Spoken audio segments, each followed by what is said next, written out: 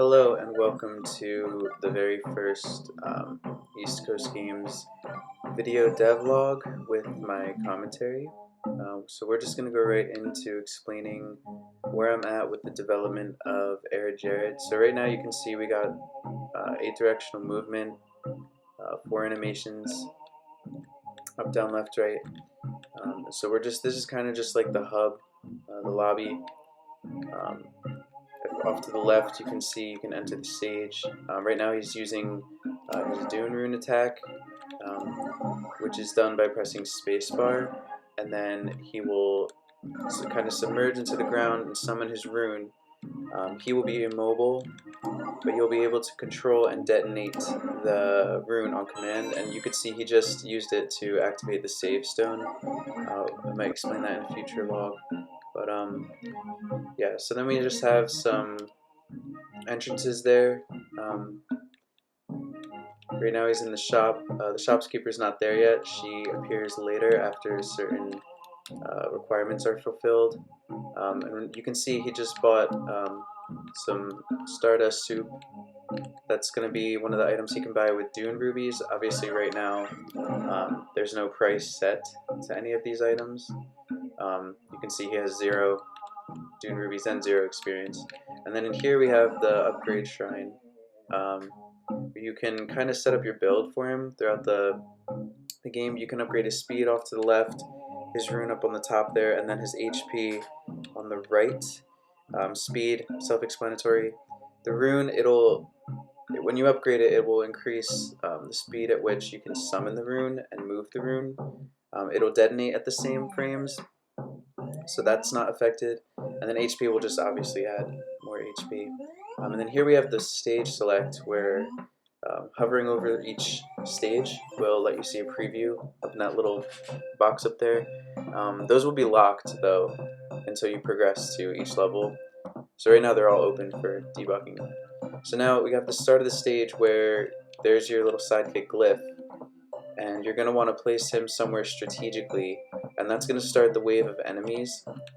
So he's going to spawn what's called the orb deposit, and once you start, you can see the enemies start coming in. Oh, you see that guy at the top is kind of clipping through the wall there, but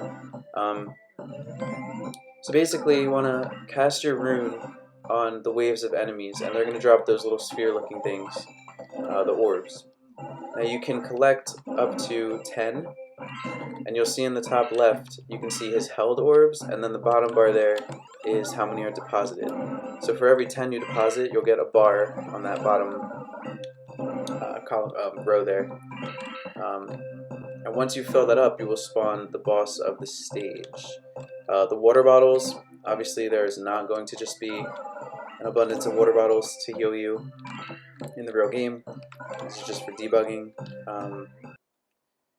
Okay, so we just skipped ahead. The bar is virtually full, so that's going to spawn in the boss. And what's tracking the orb deposit is just a global variable telling the game how many orbs you've deposited, and once you hit a certain amount, I'm playing around with 100. I feel like that allows for like a decent length for stages, but once you hit that amount, the boss of the stage will spawn in, and each level will have a unique boss. So this is the first guy. It's not super challenging at all. The main challenge lies in attacking him while dodging the same spawns of the little guys. And so you can see he's speeding up each time that you hit him until he's defeated, and he'll detonate and destroy all enemies on screen. He'll rescue, it'll spawn the NPC of the level, who once you talk to and return will appear in the lobby, and that's just from another global variable updating the sequence of the game, which will save to the game once you save with the save stone. So the save stone will update your held experience, your held Dune rubies, and your upgrades.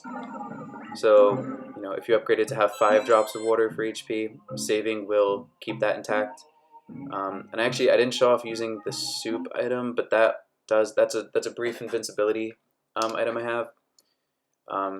So yeah, that's basically where I'm at right now with progress, and we're just gonna keep trekking along, and stay tuned if you're interested. Thanks.